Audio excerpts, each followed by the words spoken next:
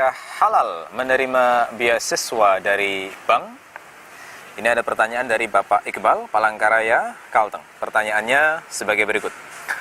Bolehkah menerima beasiswa dari Bank Indonesia atau perusahaan ribawi? Apakah termasuk memakan harta riba? Fakta, beasiswa ini adalah beasiswa yang diberikan perbankan kepada kampus. Tidak ada syarat setelahnya, yakni tidak memaksa. Untuk mendapatkannya hanya melakukan tes dan wawancara. Pertanyaan ini dari mahasiswa. Beliau ingin tahu lebih dulu hukumnya agar bisa menentukan pilihan ikut tes beasiswanya ataukah tidak. Baik. Jadi begini, fakta beasiswa itu adalah fakta pemberian tanpa kompensasi. Orang memberikan beasiswa dan tidak ada yang dibayarkan sesudah itu, atau tidak ada harta lain yang diserahkan sebagai penggantinya.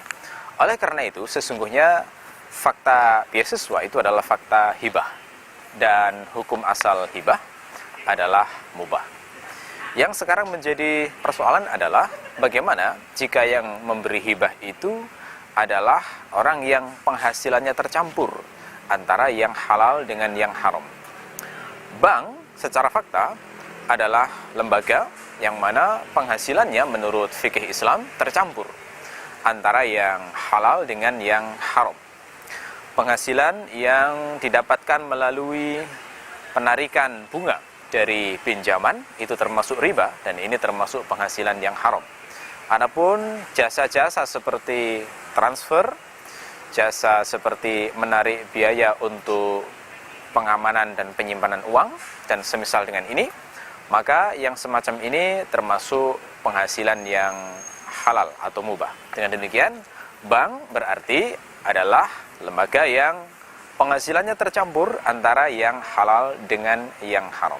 Nah, pertanyaannya, bolehkah kita bermuamalah atau mendapatkan hibah dari orang yang penghasilannya tercampur antara yang halal dengan yang haram? Kalau kita lihat bagaimana praktek Rasulullah, maka kita akan mendapati bahwa Rasulullah ternyata bermuamalah dengan orang kafir.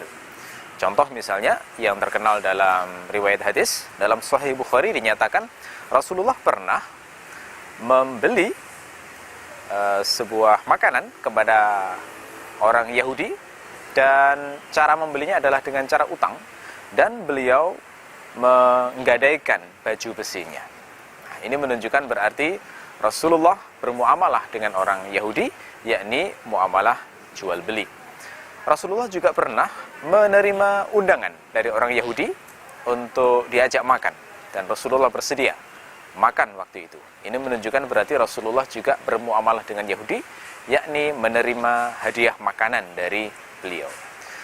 Af'al atau perbuatan Rasulullah ini secara implisit menunjukkan mubahnya bermuamalah dengan orang yang penghasilannya bercampur antara yang halal dengan yang haram. Ya. Oleh karena itu, bisa disimpulkan bahwa mendapatkan beasiswa dari bank, maka hukumnya mubah berdasarkan ketentuan ini. Karena bank penghasilannya tercampur, baik yang penghasilan yang halal maupun dengan yang haram. Meskipun faktanya penghasilan yang haram pada bank itu lebih dominan daripada penghasilan yang halal. Ibnu Hajar Al-Haytami mengatakan dalam Tuhfatul Muhtaj bahwa bermuamalah dengan orang yang penghasilannya mayoritas haram itu tetap mubah dan tidak dilarang mengambil sesuatu darinya.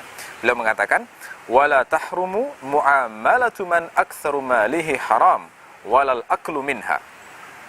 Tidak haram bermuamalah dengan orang yang hartanya dominan haram. Tidak haram pula makan dari hasil muamalahnya. Jadi ini pernyataan tegas dari Ibnu Hajar Al-Haytami yang menunjukkan mubahnya bermuamalah dengan orang yang hartanya tercampur antara yang halal dengan yang haram, meskipun yang haram itu dominan. Hanya saja kalau dalam pendapat mu'tamad mazhab Asy-Syafi'i, bermuamalah dengan orang yang tercampur hartanya semacam ini, itu statusnya adalah makruh. Tidak haram, tetapi statusnya adalah makruh. An-Nawawi berkata dalam Al-Majmu', fa in kana ma'hu halalun wa haram kuriha mubaya'atuhu wal akhdhu minhu. Jika dia memiliki harta halal dan haram, maka dimakruhkan untuk bertransaksi, jual beli dengannya, dan mengambil harta darinya. Ya, jadi bisa kita simpulkan, beasiswa dari bank atau perusahaan yang mengandung penghasilan ribawi, itu hukumnya adalah mubah, tetapi statusnya dalam mazhab Asy-Syafi'i adalah makruh. Wallahu a'lam bishawab. Mudah-mudahan bermanfaat.